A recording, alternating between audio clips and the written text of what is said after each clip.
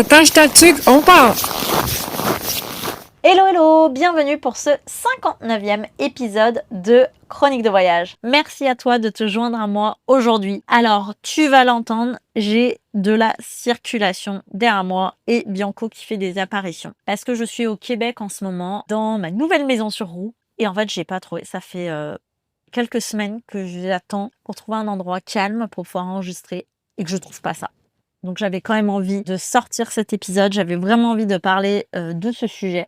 Donc il y a des bruits de voiture derrière moi et puis il y a aussi Bianco, tu verras, qui va faire des petites apparitions. Aujourd'hui, j'ai envie de te parler de prévoir l'imprévu. Donc tu vas entendre ce qui s'est passé, comment je suis partie de Martinique et que je me suis retrouvée au Québec en plein hiver. Je vais te parler de la peur de l'inconnu, je vais te parler des galères qu'on peut avoir. Voilà ce que tu vas entendre aujourd'hui et je te souhaite une très belle écoute. Aujourd'hui, j'ai envie de te parler de prévoir l'imprévu. Il y a une chose qui revient beaucoup en fait chez les personnes qui partent en voyage au long cours, notamment les personnes qui font des tours du monde. C'est un regret, celui d'avoir tout planifié et de pas avoir laissé de place à l'imprévu. C'est vraiment celui qui revient le plus. Alors j'ai pas de chiffres évidemment parce que j'ai pas fait d'études et il n'y en a pas qui ont été réalisés là-dessus, mais tu peux vraiment l'observer si tu regardes sur les réseaux sociaux, c'est ce qui revient le plus. Pourquoi? Parce qu'en fait, à planifier tout le temps, tu passes à côté de rencontres improbables, d'opportunités. Tu peux pas suivre des personnes que tu viens de rencontrer alors que tu en as envie. Et que c'est quand même ça le propre du voyage. C'est ça la beauté du voyage. Donc c'est vraiment quelque chose qui revient beaucoup. Et aujourd'hui, j'ai envie de t'en parler parce que je le vois énormément sur les réseaux sociaux autour de moi. Et c'est aussi ce qui m'est arrivé dernièrement. C'est que les voyageurs, souvent même plutôt les nomades, ont des idées bien en tête, se dire bah oui, je vais faire ça et rien ne se passe comme prévu et en fait les plans changent complètement. Et en fait, j'ai envie de te parler de ça, de te dire que c'est vraiment important de le prendre en considération en fait l'imprévu parce que en planifiant tout, alors là, les gens du signe astrologique de la Vierge et les travel planners, arrêtez tout, hein. Parce que sinon vous allez m'en vouloir. Mais en fait, quand tu planifies, tu penses faire des économies, acheter ta tranquillité d'esprit, mais c'est pas du tout ce qui se passe. Alors, ça peut marcher effectivement si tu pars 2 semaines en vacances, que tu as un temps très limité. Oui, si tu veux partir plus longtemps, il y a Bianco derrière moi qui vient de repérer un chien là, donc il va peut-être faire du bruit. Ça peut te coûter plus cher qu'autre chose parce qu'en fait, tu as une idée en tête, tu réserves et au final, tu loupes ton bus. Ton hôtel que tu avais prévu est pas remboursable. T'as pas de bus avant le lendemain. Donc tu décides d'aller ailleurs. Bah là, tu te retrouves coincé. Tu dis, je fais quoi? Je perds mon argent? Est-ce que je paye un taxi pour faire le même trajet? Ça arrive assez fréquemment en voyage. J'en parlais juste avant mon départ de Martinique avec un ami. Et je sais plus pourquoi il me demandait quand je partais exactement. Je disais, bah, je peux pas te dire, j'ai pas de billet. Je dis, je sais que j'ai envie de prendre ce bateau-là, telle date, mais je prends pas mon billet parce que je suis en attente de papier et que si je prends mon billet, si ça se trouve, je vais pas les recevoir à temps, je vais me retrouver coincée. En fait, j'attendais les papiers pour Bianco parce que j'allais en Dominique et qu'en Dominique, pour les chiens, il faut un permis d'import de la part de leur ministère de la Santé. Et en fait, ça a mis mais des semaines et des semaines. J'harcelais la personne de ce ministère. Et jamais il m'envoyait. J'ai reçu le papier à 17h, 2 jours avant mon départ. Ça faisait plus d'1 mois que j'avais prévu de partir, que j'avais un billet en tête. J'ai reçu la confirmation moins de 48 heures avant parce que mon bateau était à 8h du matin le samedi.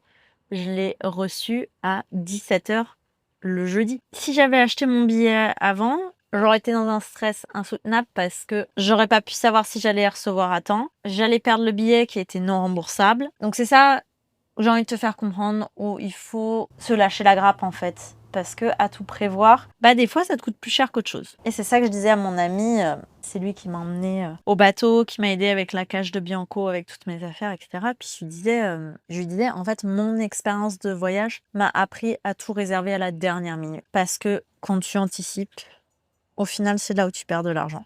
Désolée, hein, encore une fois, le travel planner, je vous avais prévenu qu'il fallait pas écouter jusque-là. Salut Bianco, hein.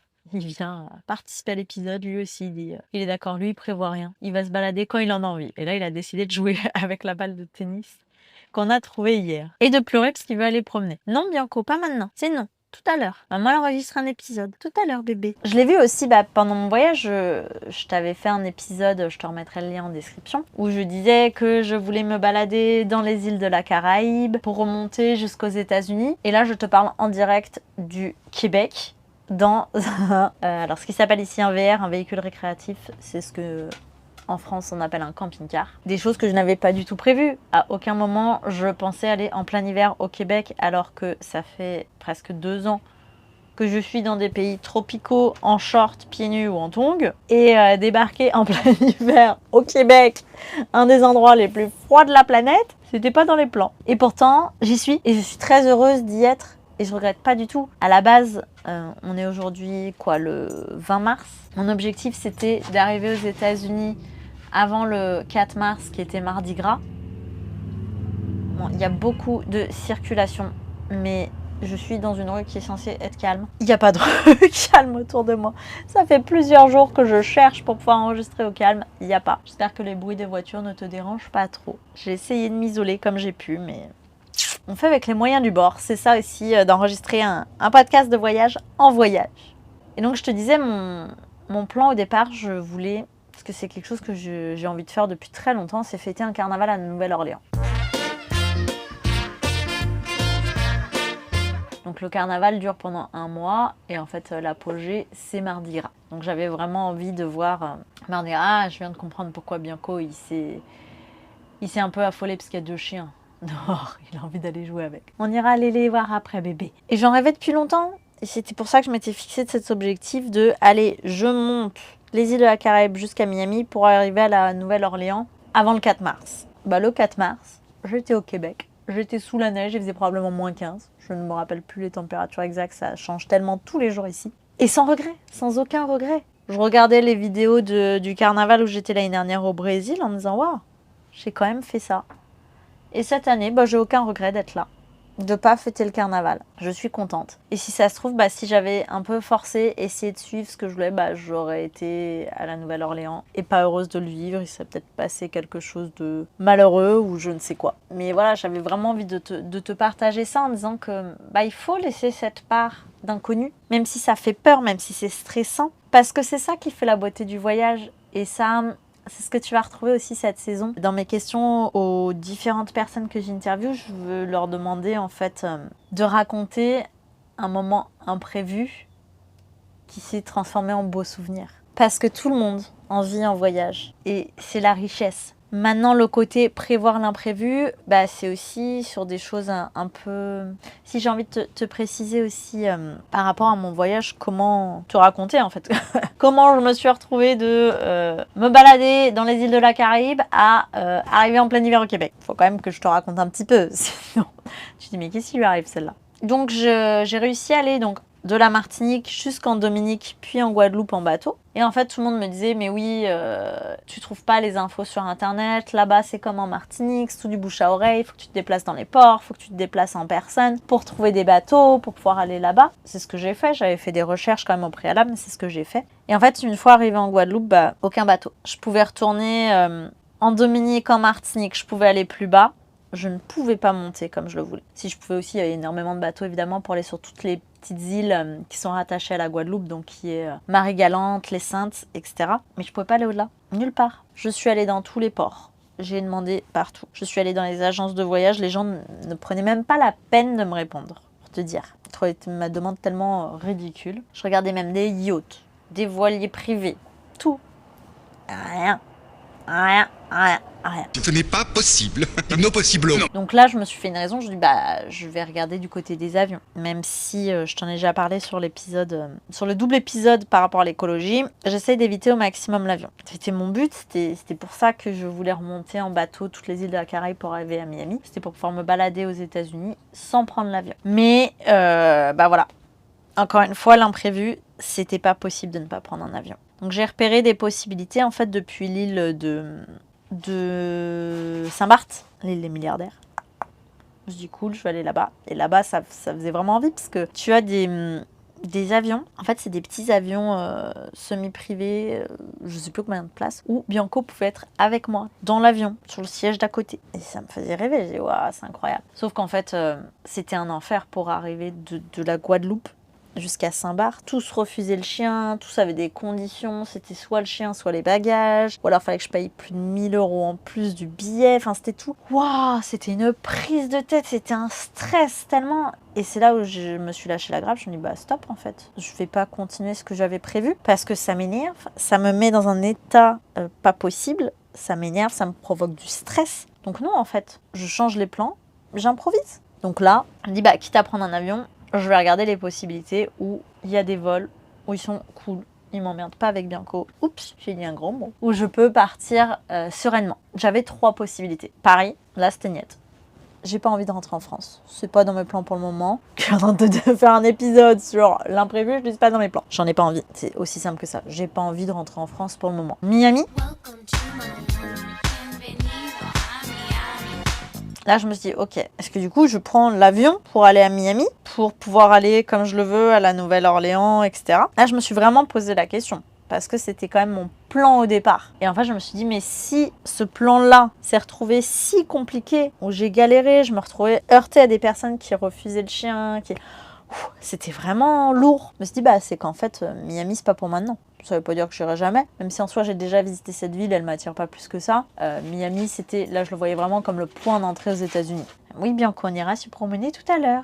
Donc je me suis dit, bah non, je fais pas ça. Et donc la 3e possibilité, c'était Montréal. Là, je me disais, mais quand même, j'ai pas de vêtements d'hiver, je les ai tous donnés à Bernardo quand on s'est séparés, il les a ramenés en France. Alors que j'avais tout l'équipement pour, parce qu'à la base on avait quand même prévu d'aller jusqu'en Alaska. Si tu veux faire mon voyage au tout départ, je te remettrai l'épisode en description. Donc pas de vêtements d'hiver, en short, juste des petites vestes légères, pas de chaussures d'hiver pour arriver. En plus, j'ai discuté avec ma copine Émilie qui me disait qu'il faisait moins 25 à ce moment-là, alors que moi j'avais froid par 23 degrés. Là je me dis mais mon intuition savait que c'était là-bas que je devais aller, mais il y a un moment mon cerveau s'en est mêlé, s'est dit mais Alban, t'as froid à 23 degrés. Il fait 35, tu vas arriver par moins 25, ton corps il va jamais survivre. Donc j'ai commencé à un peu douter, donc j'ai demandé à l'univers de m'envoyer des signes. Et là je voyais partout les personnages de la Reine des Neiges.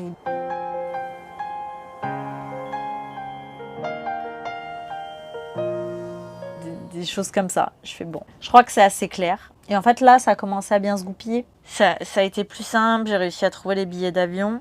Je me suis dit ok bah voilà, si je m'ouvre à l'inconnu, si je m'ouvre à l'imprévu, c'est ce qui m'attend. Et au final, j'ai atterri, il faisait que moins 3. Donc mon corps a pu s'habituer. J'ai eu le temps d'aller acheter des vêtements, j'avais quelques vestes, j'ai pu les mettre les unes sur les autres, mettre mes chaussures de randonnée, j'ai un legging pour faire du sport et un jean. En mettant l'un sur l'autre et tout, bah ça allait, j'ai pas eu spécialement froid. Une copine que j'avais rencontrée à Montréal quand j'ai été allée...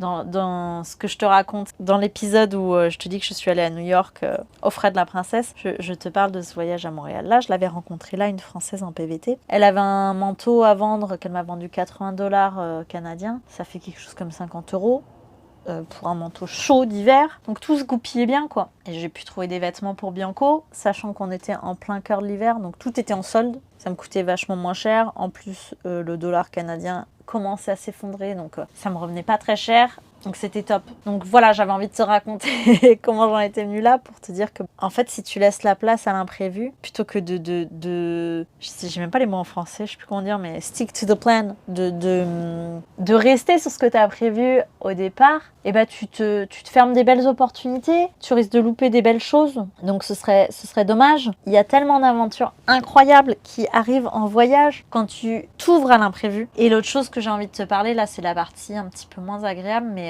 c'est important aussi de prévoir l'imprévu dans le sens là, les galères. Parce que si t'as pas un petit fond de côté pour les galères, tu peux te retrouver dans une merde royale.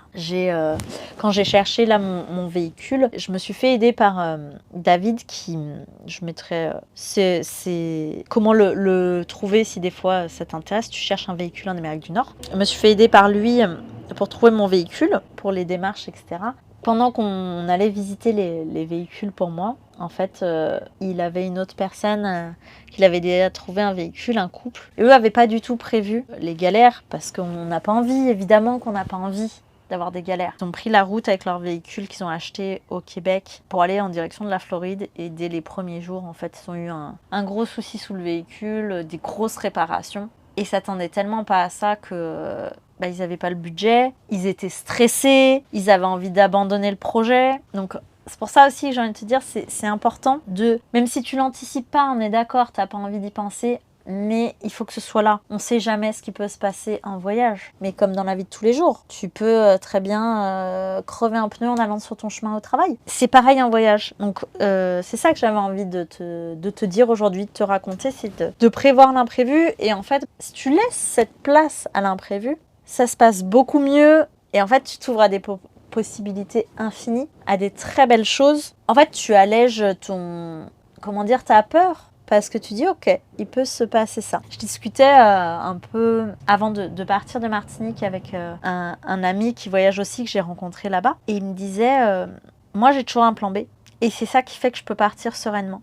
Et je me dis, mais c'est tellement juste ce que tu dis. Et je me suis pas rendu compte que je l'avais toujours. Mais en fait, moi, quand je pars, j'ai mon idée en tête. Mais effectivement, au fond de moi, je sais toujours que je peux aller ailleurs si ça va pas. Je peux rebondir. Comme là, comme ce voyage, comme ce qui s'est passé en partant de Martinique. Et j'ai toujours une solution, moi je l'appelle la solution Z, mais je sais que si ça va pas, si je suis pas bien, je peux toujours retourner en France. J'ai de la famille qui peut m'accueillir le jour où je reviens pas au milieu de nulle part. Et ça, je l'ai toujours là.